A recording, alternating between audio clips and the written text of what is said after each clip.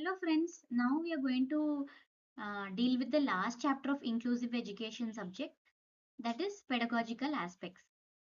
Now at this point I want to uh, request you all, if you have any doubts, you can please mention in the comments. I will definitely go through the comment and answer your question. And also if you want me to make any changes in the way I'm explaining, or if you want me to explain any topic in detail, then please mention that also in comment. I will definitely make the appropriate changes. Now let us see all the possible 5 marks questions. So define appropriate teaching learning materials in inclusive education. So what are teaching learning materials? They are instructional resources that help all learners, including with children with disabilities and diverse learning needs. They help children to understand concepts effectively and participate actively in classroom learning. So these teaching learning materials are the most important aspect for any education to move forward. So what are the different types of teaching learning materials that are available? First is multisensory materials. They help in engaging multiple senses such as sight, hearing, touch and movement. Okay, these materials are helpful for students with learning disabilities, visual impairments or attention difficulties. So some examples are models, charts, tactile learning materials, which means those materials which we can touch and feel, audio recordings and interactive activities. Okay, so they help in memory retention, they help in retention of the knowledge. They not only help for people with disabilities, but they also help normal students also. They help in comprehension, that is easily understanding of the subject, and active participation in classroom activities. Next is assistive technologies. So they are devices that support students with disabilities in accessing information and participation in learning activities. So some of the assistive technologies are screen readers, speech to text software, communication boards or AAC devices. These communication boards, no, they help students with speech or language problems to communicate effectively through, they mainly use symbols, pictures or electronic devices. So the next resource is differentiated curriculum materials, which include leveled readers, modified worksheets, choice boards, graphic organizers. Next one is culturally responsive materials. That is teaching materials that include the cultural backgrounds, various cultural backgrounds of all the children present in the class. That is, they also include various languages and various experiences of students. So such materials help to promote respect for diversity and help students feel included and valued in the classroom. Then next are digital interactive tools and teacher made or low cost materials. This teacher made material is very important because teacher will tailor the material according to the needs of the students. What are the different tools and techniques for assessment? So they are assessment tools and techniques are basically used by teachers to evaluate students' learning progress, skills, and understanding of the subject matter. In inclusive education, the assessments should be flexible and diverse so that children with different abilities can demonstrate their knowledge effectively. So, various assessment methods must be used by teachers in an inclusive classroom. So, what are the various assessment tools? Traditional assessment tools. What are traditional assessment tools? They are commonly used throughout the throughout every educational institution. They are coming since a very long time. So they are written exams, which can be subjective, objective, quizzes, standardized tests, assessments and assignments and homeworks. These are regularly used by all schools and teachers. Performance based assessments. What are performance based assessment? They test the students' ability to apply the knowledge that they have learned and demonstrate skills in real life situations. So these includes projects, presentation, demonstration, portfolios. So they are basically, these performance based assessments are interactive in nature. The next one is observational techniques. So these are the most common ones, and some of the observational techniques are anecdotal records. So what are these? They're written description of significant student behaviors or learning experiences. Another one is checklist. They're used by teachers to record whether specific skills or behaviors are demonstrated by students. Rating scales and rubrics. Tools, these are the tools that are used to measure the quality of students' work based on a predefined criteria. Okay, the next assessment technique is peer and self-assessment. These methods, they basically encourage students to reflect on their own learning and evaluate the work of their peers. So peer and self-assessment means one's own learning they assess, and their friends' learning also they assess. Then this includes peer review, self-reflection, and 360 degrees feedback. What is 360 degrees feedback? It is the feedback that covers everybody. So, evaluation that includes feedback from peers, teachers, and self. The next one is diagnostic and formative. What is diagnostic techniques? Diagnostic is trying to understand a problem and rectifying it. So, this technique helps teacher identify learning difficulties and monitor student progress during teaching learning process. So, this includes pre-tests conducted before the starting of a lesson. Exit tickets. What are exit tickets? They are short responses written by the students at the end of the lesson to summarize the whole concept. Then concept mapping. They are visual representations of relationship between ideas and concepts. Think, pair, share. So this is basically a collaborative activity where students think individually, discuss with a partner, and share their ideas, whatever they had discussed with their peers, to the whole class. So next one is define assistive devices. So we have already seen this answer many times. Assistive devices are tools, equipment, or technological aids that are designed to support individuals with disabilities in performing tasks that might be difficult or impossible. Okay, so assistive devices are commonly used in communication, reading, and learning. They promote independence, participation, and equal opportunities in education. So they are advanced technological systems.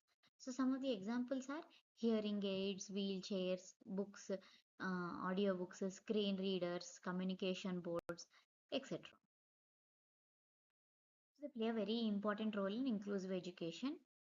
And some of the assistive devices commonly used are mobility devices, hearing aids and listening devices, visual aids, communication devices. So they are very helpful in creating a more accessible and inclusive environment where every student has the opportunity to learn and succeed.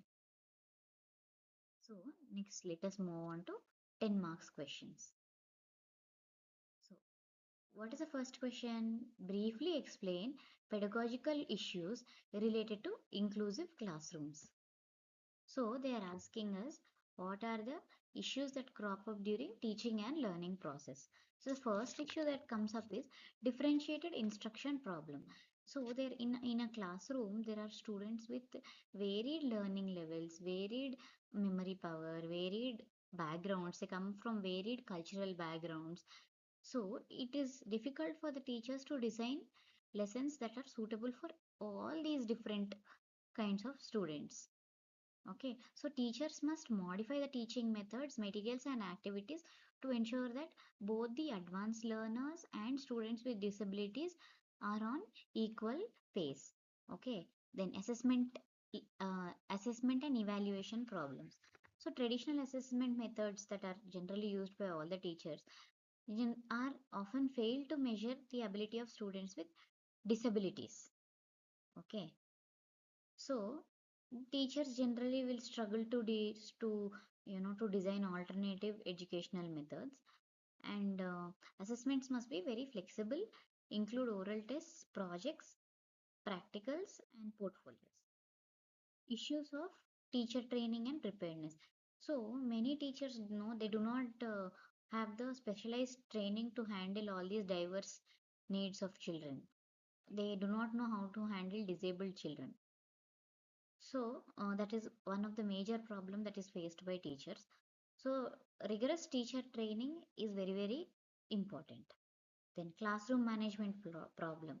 So managing a classroom with different students with different abilities and behavioral problems is very challenging for any teacher. So teacher must balance the attention between students requiring additional support and rest of the class. Then collaborative teaching problem. See, teachers will find it very difficult to collaborate students with disabilities and other students, good learners.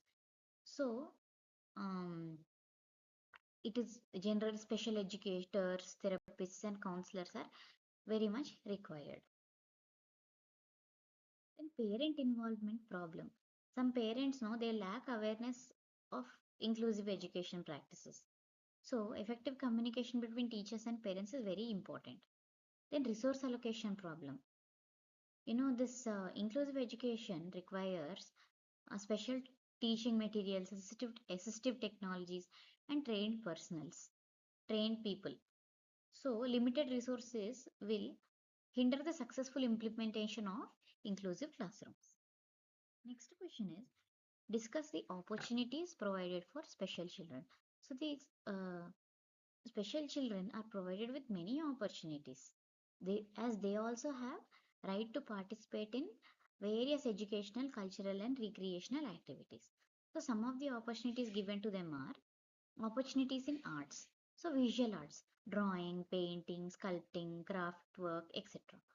Performing arts like music, dance, drama. These children also are given an opportunity to participate in such kind of artistic things. Then opportunities in sports, inclusive sports like adapted sports, special Olympics, school level inclusive competition. We see every year in Olympics there is a special segment called Para Olympics wherein students, wherein people with many disabilities like they don't have legs or they don't have hands, they give them the opportunity to participate in Olympics also. Then leisure activities like swimming, cycling, yoga, recreational games, etc. So these are all the uses of all these activities. Then vocational activities. What is vocational activities? Activities that help us in day-to-day life. Okay. So centers for skill development like computer skills, handicrafts, tailoring, culinary arts, and other vocational arts. So these abilities, these programs, they help develop practical abilities which are useful for the employment. Initiatives for inclusive employment. Okay, so this means promoting employment opportunities for persons with disabilities. Then programs for life skills. Life skills means communication, problem solving, decision making, self management. That is those works that are required, that are mandatory for our day to day activities. Okay, so the third question is write a detailed note on barrier-free environment, accessibility for children with special needs. So, what is a barrier-free environment? Physical, social, physiological, and communicational barriers are removed. So, there is no barrier. Every student is free to choose whatever he wants. So, this enables children with special needs to access, participate, and benefit equally from educational opportunities. Okay, so they are designed in such a way that every child, irrespective of his disability, can move freely, learn comfortably, and interact confidently. So this barrier-free environment m- main aim is inclusivity, that every student should feel included in that particular class. So physical accessibility. What is physical accessibility? It focuses on removing architectural barriers that restrict the movement of children with disabilities. Like for example, schools must include ramps with proper gradients, elevators, handrails, wide doorways, and non-slippery flooring. So this may all these arrangements in school will make disabled students feel that they are also included in the system and they do not feel different from others. And such physical accessibility will motivate the students with disabilities to come to school regularly and participate in all the activities. So classroom should have adjustable desks, proper lighting, seating arrangement, etc. Then accessible toilets, drinking water facility, emergency exits must be designed considering wheelchair users and children with mobility challenges. Okay. Proper signage with symbols and direction should be provided for easy navigation within the school campus. Then accessibility to education. Okay. That means providing equal opportunities through adaptive teaching methods and materials. So teachers in this accessibility to education, teachers must use multisensory approaches, simplified content, visual aids, assistive technologies. The curriculum must be flexible and adaptive. Okay, students must not be must not be segregated but must be included in the regular classrooms. So equal participation in the classroom discussions, activities and assessment must be encouraged. Then programs for individualized education, IEPs. IEPs mean individualized education programs. That is, it means customizing learning plans, and designing according to the unique needs and abilities and goals of each child with disabilities. Mm, these IEPs include specific objectives, teaching strategies, support services, and evaluation techniques.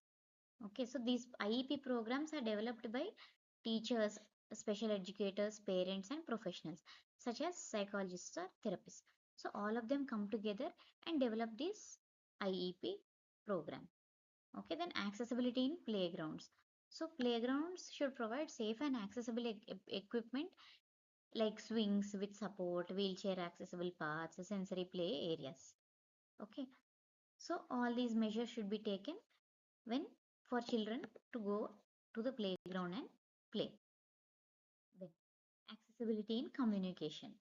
Communicating uh, Communication accessibility ensures that children with disabilities can understand and express information freely. So, schools must provide sign language interpreters for hearing impaired students and braille materials for visually impaired students. Use of augmentative and alternative communication AAC devices should be used. Okay. Then text to speech to text software also should be used. And transportation facility must be provided for children with disabilities. That is also very important. Okay, school buses should include ramps, wheelchair lifts, proper seating arrangements. Okay, these drivers and attendants also must be trained to handle children with disabilities. Okay, and transportation also must be very safe. Then, what are the advantages of barrier free environment? So, it promotes independence and self resilience, it enhances self confidence and self esteem, it encourages active participation in academic, social, and extracurricular activities, it reduces discrimination and promotes equality, dignity, and respect for diversity. It improves academic performance, and then it helps building an inclusive society. Okay, so and it facilitates holistic development, and it supports the implementation of inclusive education practices. So all these are advantages of a barrier-free environment you can go through. Next question is, what are the resources that support individualized learning environment for special children? So we know that child learns according to their own ability, pace, and needs. So various resources are required to help children supports their diverse learning needs.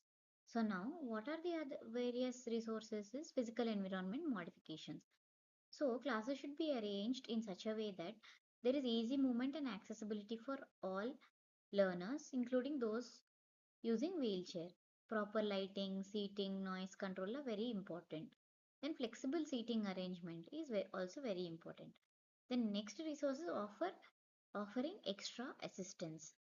Okay, there are some students who cannot study on par with other students, so they require additional guidance like one-on-one guidance, peer tutoring, special educators, etc.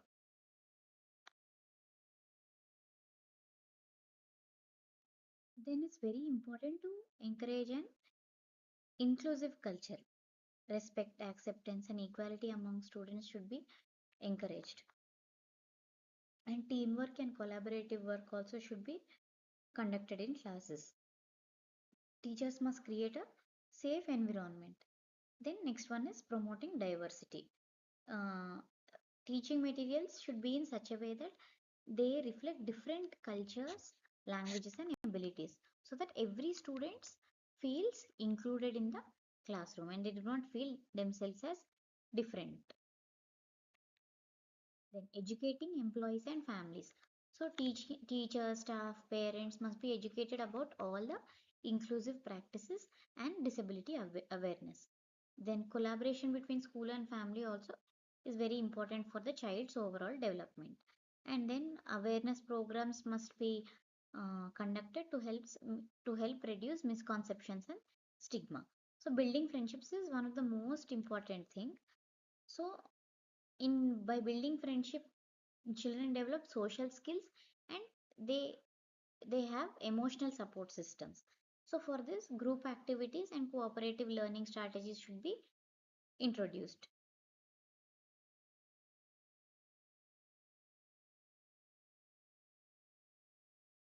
Then offering sensory experiences. Sensory activities like sound, touch, visual stimulation will be very useful. Then applying principles of universal design. So this universal design ensures that learning environment are accessible to all students without the need for major modification. And color contrast is also very important so that it will motivate students to learn and it will help children find the subject very interesting. It will also improve the visibility and understanding, and overall, all these resources will help create a supportive, flexible, and inclusive learning environment. The next question is write a detailed note on assistive devices and appropriate technology based tools. So, what so these assistive devices will help students with disabilities um, access education, communicate effectively, and perform tasks independently. Mm, so, some of the assistive devices are tools for communication, like speech and those students who are having speech and language difficulties will find this communication tools very useful. So they include communication boards, AAC devices, and digital applications. Then speech generating devices, that is SDGs. Then hearing aids, text to speech software, mobility assistance, cognitive support tools, educational tools. All these are then visual aids. The next question is discuss in detail about universal design for learning. This is a very important question. Um, so it is basically an educational framework that focuses on designing curriculum, teaching methods, and assessments in such a way that they are accessible for all learners, including those with disabilities from the beginning itself. Okay, this is a very interesting point. It is based on the UDL is based on the idea that learning barriers exist in the environment, not within the learner. So there's no fault in the learner. It is the environment that is creating the problems. So we have to, the goal is to remove these barriers by creating a flexible learning environment. Some of the key components are adaptability. Okay, the teaching method should be flexible and adjustable according to the needs of different learners. So teachers should use multiple ways to present information like text, visuals, audios, and hands-on activities. Okay. Then students should be given an opportunity to express their understanding in different formats like writing, speaking, drawing, etc. Then the next point comes is barriers in learning. So in traditional classroom setting, so many students face barriers such as rigid curriculum, lack of flexibility, inaccessible material, and one size fits for all teaching method. So this one size fit for all teaching method is a very wrong is a misconception that is that is prevailing in the classroom. So these barriers include physical barriers, cognitive barriers, emotional barriers, technological barriers. So UDL aims to identify and remove these barriers by providing accessible learning materials, use of assistive technologies, and designing flexible teaching strategies. What are the core principles of UDL? So first one is very important, multiple means of representation like text, audio, visuals, demonstrations, etc. Next one is multiple means of expression. So students are allowed to demonstrate their feelings and learnings in whatever way they want, like writing essays, giving presentation, creating models, using digital tools, etc. Multiple means of engagement. Okay, teachers should use different ways to motivate and involve students like group discussion, real life example, games, etc. Then how to implementation of UDL in classrooms, how to implement it. So various methods, use of digital tools, multimedia, providing choices in assignment and activities, encouraging collaborative learning and peer support, and then adapting lessons based on student feedback and performance. So what are the advantages of UDL? You can go through. What are the challenges are also here only you can go through. Then UDL. So in the end, UDL is a powerful approach that helps in creating equitable, flexible, and inclusive educational system. So the next question is, what are the key pedagogical issues in inclusive learning? So what are the issues that inclusive learning faces? So inclusive learning not only has plus points like bringing together diverse learners and with who have diverse learning abilities, backgrounds, and needs, and promoting equality, it also has several challenges. So some of the challenges are variability in learners. See, there are different learners present in the class with different intelligence levels, learning style, pace, interest, and abilities. So, inclusive classroom should identify all these points where children are facing difficulties, where children are lagging behind, and aims to provide equal opportunities for all the students. Next is, what is a concern that is related to this variability in learners. So teachers find it very difficult to design lessons that simultaneously meet the needs of slow, average, and advanced learners. So it is very a challenging task for teachers to design the curriculum in such a way that all these learners, all the three kinds of learners are benefited. And teachers no should continuously adapt their teaching methods. It is which is this adapting to teaching methods is time consuming and it demands a lot of energy from the teacher side. Next issue is diversity in students.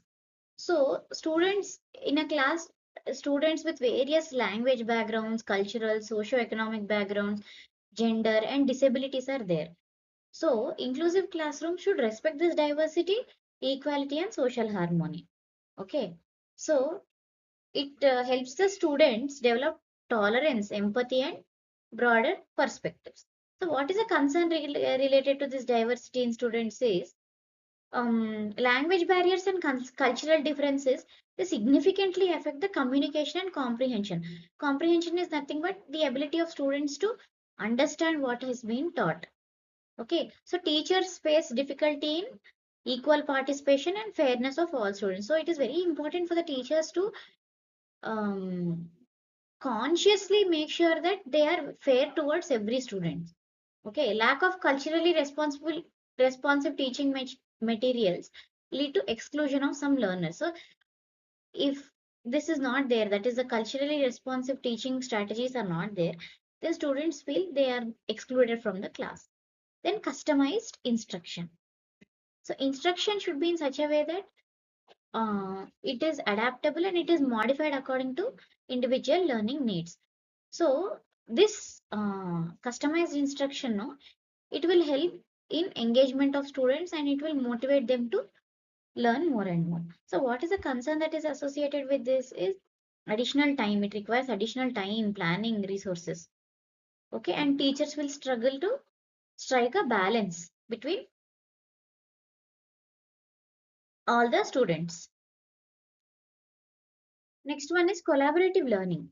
So the main aspect of this collaborative learning is it encourages interaction, teamwork, and inclusion. So students develop communication, cooperation, and various other interpersonal skills. So what is the main concern associated with this collaborative learning is if the classroom, the curriculum is not designed properly, no, students will feel isolated or they will not be ready to participate in group activities. Okay. Then next one is assessment and evaluation. So what is the explanation given is, so assessment should be continuous, flexible, and inclusive. Okay. And not only the traditional assessment techniques, alternative assessment techniques like projects, portfolios, and oral tests also should be conducted. Then the next one is the concern related to assessment and evaluation. Okay. These standardized or traditional assessment techniques will not uh, show the true abilities of students with disabilities.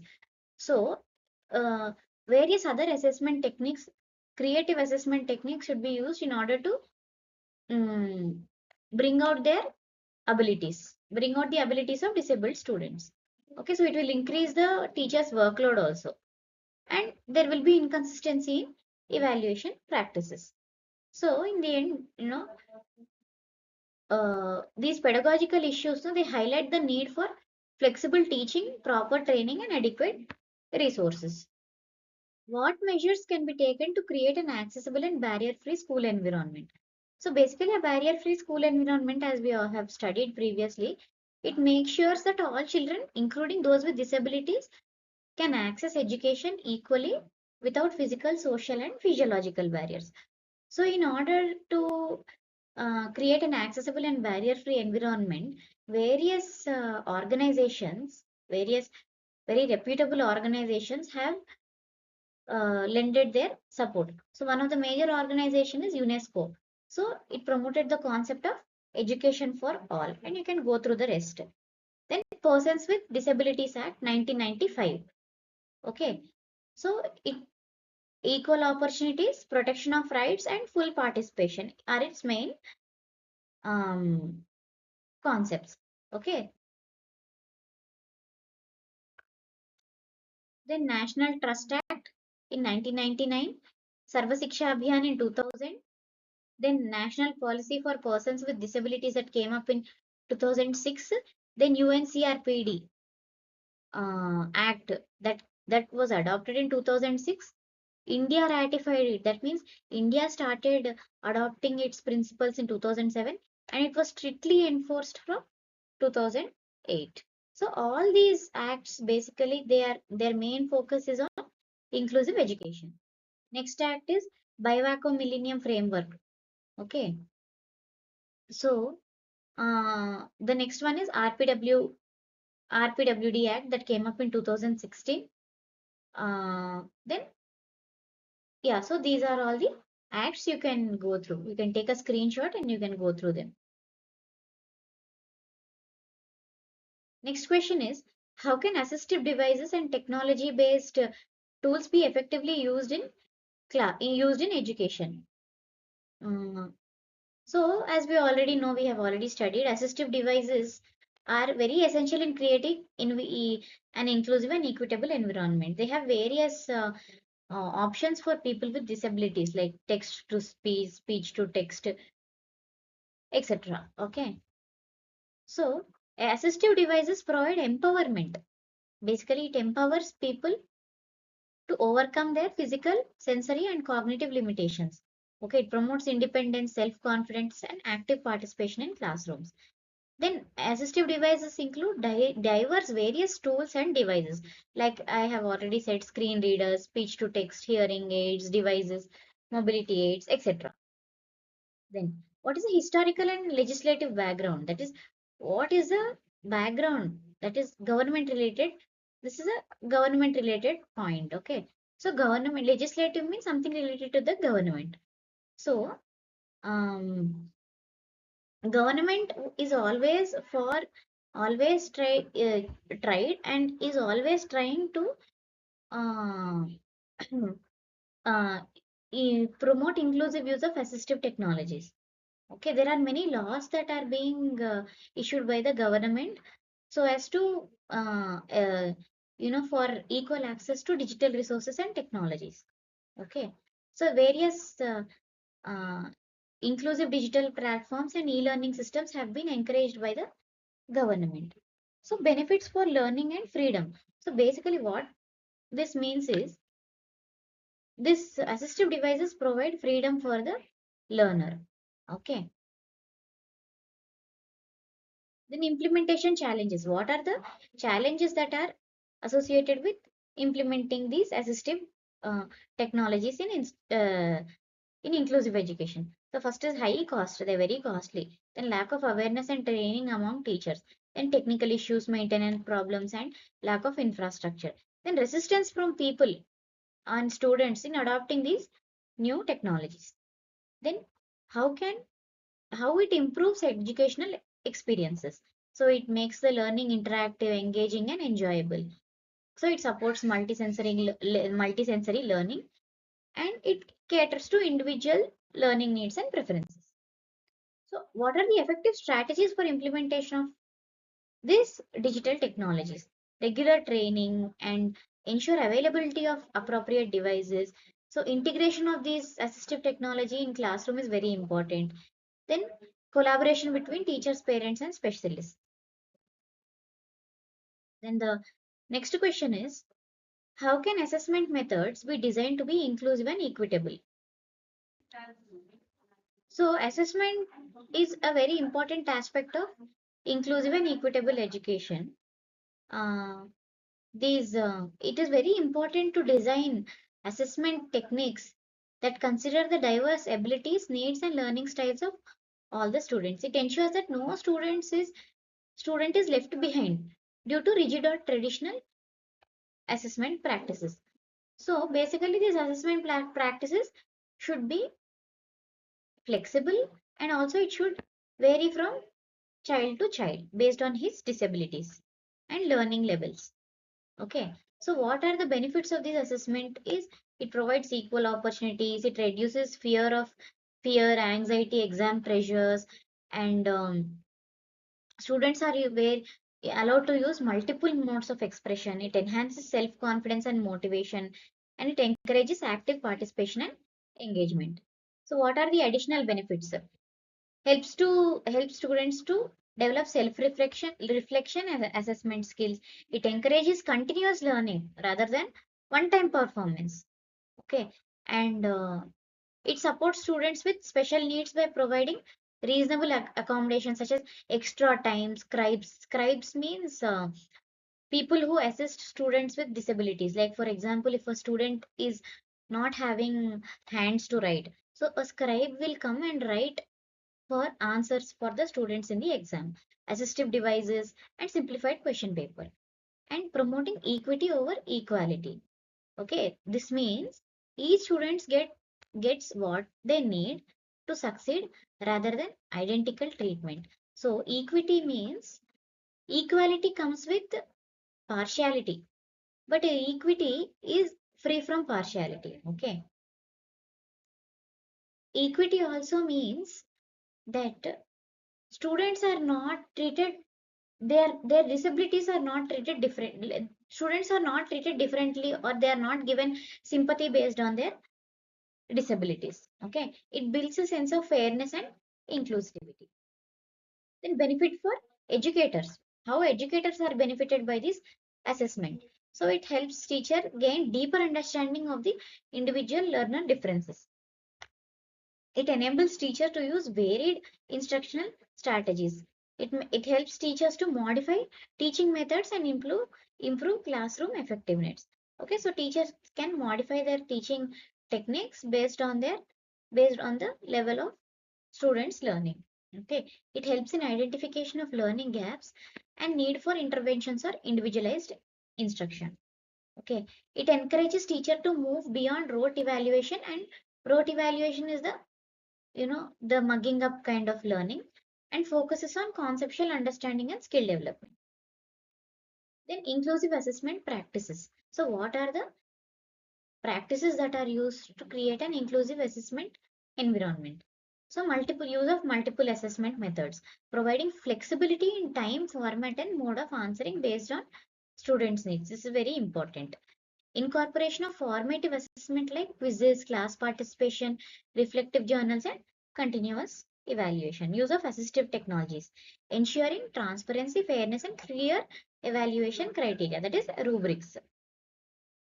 What are the challenges and opportunities in implementing universal design for learning? So first we have seen what is universal design for learning.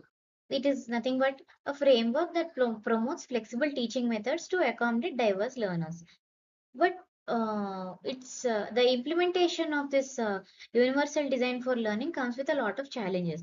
So first, let us see what are the challenges. So first is lack of awareness, and then insufficient training program, limited availability of resources, difficulty in transforming traditional curriculum into flexible and student-centered learning experiences, then time constraints. This design, universal design for learning, no, it involves a lot of time and energy.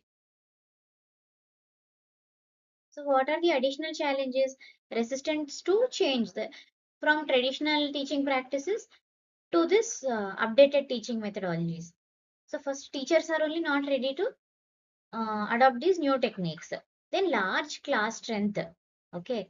Then lack of institutional support and administrative commitment. So it requires a lot of commitment and it requires a lot of support from the institution.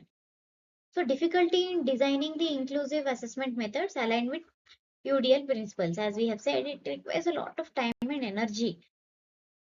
Okay, then financial constraints. And what are the opportunities of UDL? It promotes inclusive and equitable education. It enhances student engagement and motivation. And it supports diverse learners. It encourages teachers to adopt innovative, creative teaching practices. And it also helps in developing critical thinking, problem solving, and independent learning skills. So additional opportunities are it improves academic performance and it reduces the need for separate accommodations by designing inclusive lessons from the beginning. That means separately you need not prepare any books for the children with low understanding levels. Right from the beginning, the chapters are prepared in such a way that it includes everybody in the class and everybody is benefited. Okay, promotes lifelong learning and strengthen inclusive education policies.